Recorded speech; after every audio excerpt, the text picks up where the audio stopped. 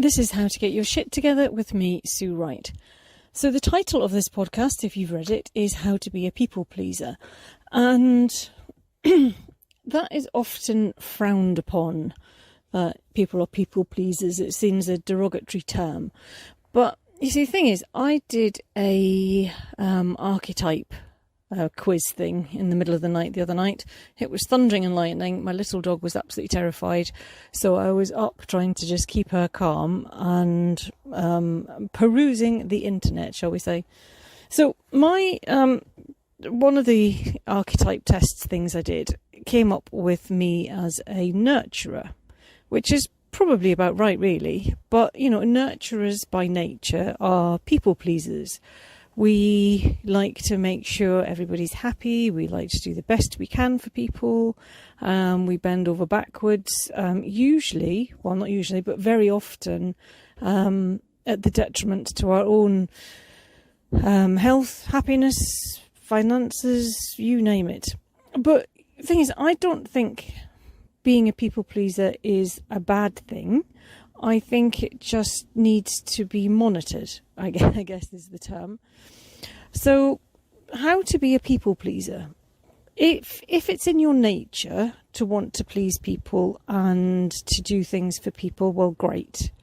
But do check in for those little nudges, those little, oh, I really don't want to say yes, I can't really fit it in, but I will bend over backwards to make it happen. Watch for those, because that is when your people-pleasing tendencies will start to turn negative.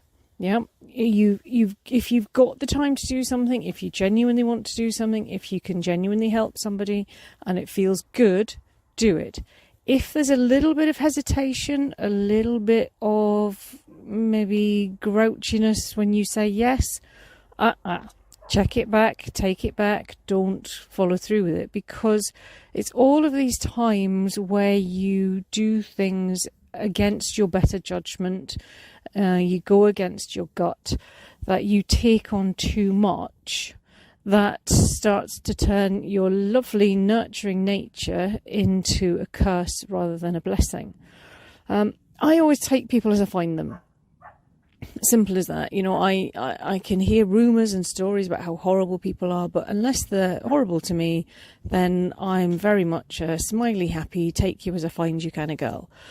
But if somebody takes the proverbial out of me, then they don't really get a second chance. You know, and that is a lesson that I've learned, because when you're a people pleaser, people tend to turn to you to get things done. And if you keep saying yes, even when you mean no, then you're going to start to feel resentful for it. You're going to start to think that they put on you, they take advantage of you. And it's not that they take advantage of you, you allow them to take advantage of you. By not saying no when you mean it, that you are allowing them to use your kindness, your nurturing nature to their advantage. But they didn't force you to. Yeah, they didn't force you to do it. They asked you a question and you said yes, and you allowed them to. Now, I know it's very, very, very hard when you're a people pleaser to say that little word, no. So when you're conscientious, when you're empathetic, when you're a nurturing person, and you're in a bit of an inner conflict where you've been asked to do something, or you know somebody's going to ask you to do something, and you want to say no, have a little chat to yourself and think of a nice way to say no. I'm really sorry, I would love to help, however, I am really busy at the minute. Just something like that, because often people who put on other people, they genuinely just want a yes or no answer. You know, there are different people in this world. There are people like me who will be asked something and previously would have said, well, yes, I need to kind of rearrange, but yeah, probably, yeah, that's okay. Where in actual fact, the person asking would have been just as happy with a no as a yes. they'll just go and ask somebody else or look elsewhere for help. So it is just check in and formulate a way of getting out of something that sits well with your nature. Yeah. So if you don't want to do something, or you've been doing something that doesn't sit well with you, formulate a nice way to exit it. Rather than letting it all build up and having a complete and utter paddy tantrum, flipping your lid. Because that isn't you either. And all that'll happen is you'll probably go back the next day full of apologies and end up with twice as more stuff to do. So, like I say, it's a blessing and a curse being a people pleaser. I like being the way I am. I make no apologies for being the way I am. But that's taken years of figuring it out and working it out. So all these people that are people pleasers, if you're one of them, perfect. But do it on your terms. Stand in front of the mirror and say, no, I'm sorry, I really can't do that today. No, I'm sorry, I can't. No, I'm sorry, I'm not able to. I would love to help, but I can't. Get the picture? So practice it. It's a very tiny word, but it's one that we fail as nurturers to utter very often.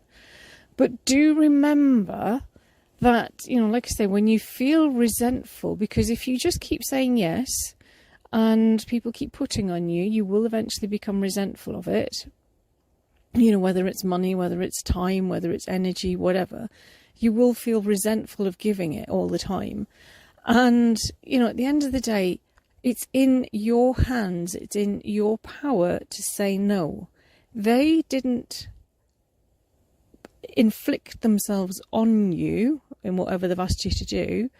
You allowed them to by not practicing your no's. We've got to practice saying no.